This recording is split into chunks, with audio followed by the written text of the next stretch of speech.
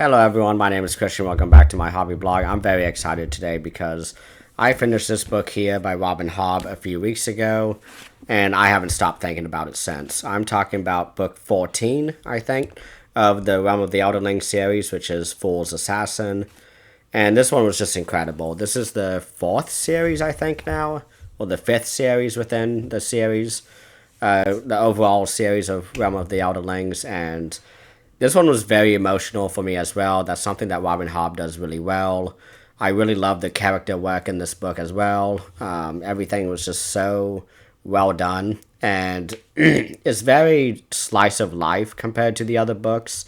There's a lot less kind of action and a lot less sort of big scale type of conflicts going on. And it's a lot more family oriented, and I really enjoyed that. That was definitely my favorite aspect of the part.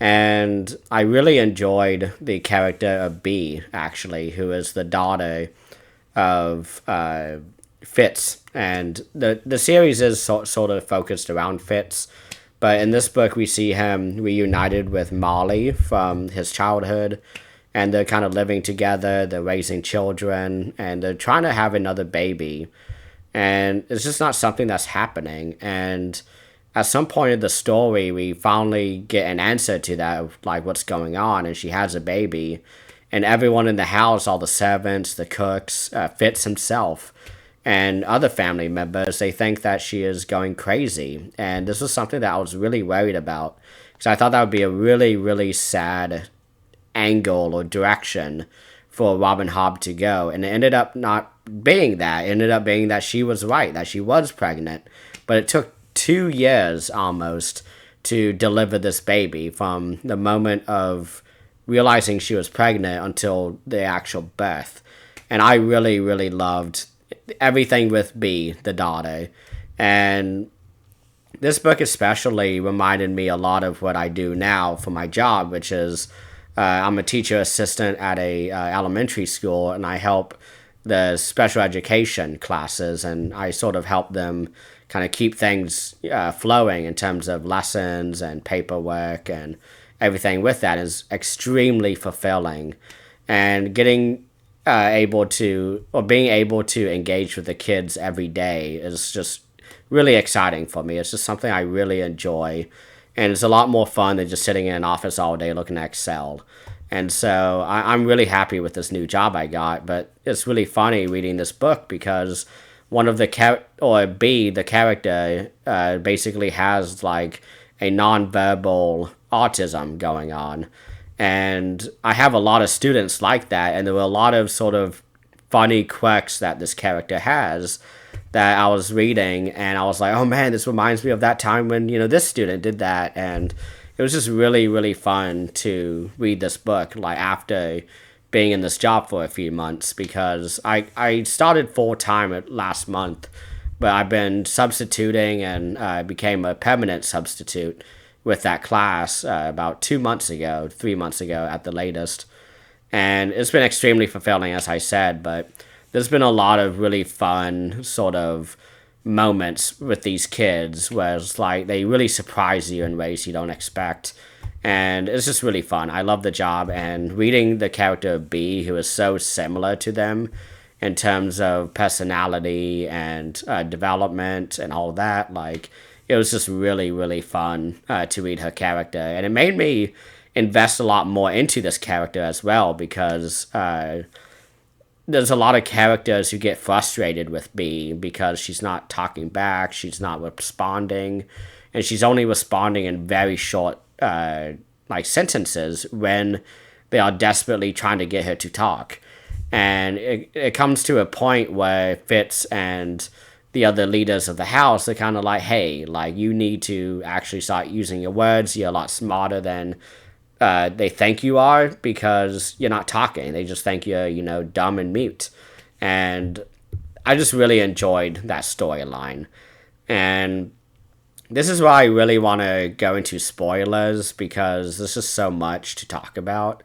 And one of the things is that I really kind of was feeling dread around the character of Shade this book, who is sort of the advisor guy in the castle with the queen, and sort of guiding the king and also training new assassins, just like Fitz became an assassin in the very first trilogy.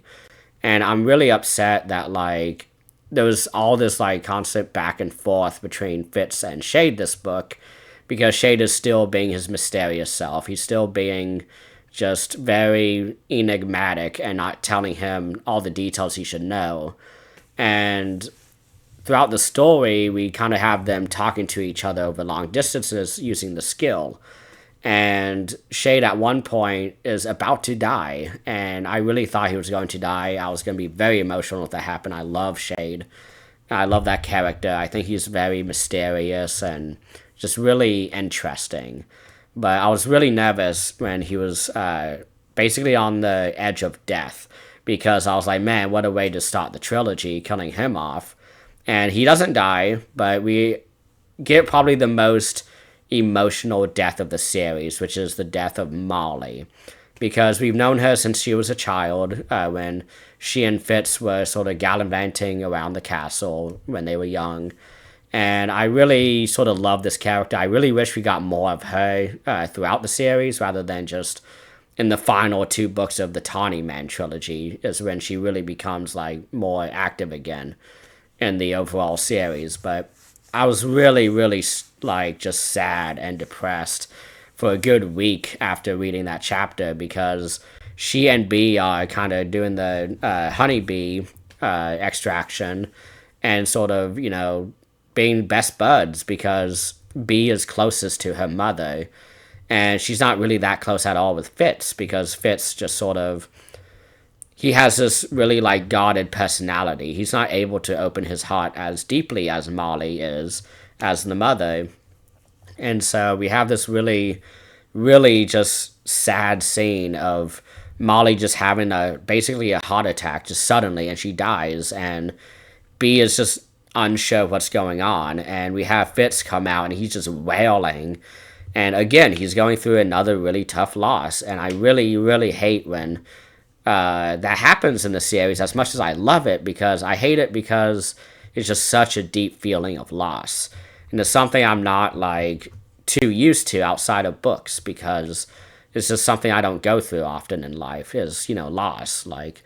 And so Molly was sort of the first character in the series, aside from Beric and, like, the Fool at the end of the Tawny Man trilogy, where I really felt emotional. I was crying reading this chapter, and it was very early in this book, and that was really surprising to me that we didn't have an entire book with Molly. Like, that's sort of like Act 1, the end of Act 1 is her death, and then Act 2, we are sort of having Fitz. We have a couple of time skips throughout the years until Bee turns 12 years old, and we have this really sort of, like, interesting mystery going on, where these very pale-skinned people with white hair keep showing up, trying to talk to Fitz, but they are assassinated before he gets to talk to them. And it ends up that those are sort of the messengers that the Fool has been sending him.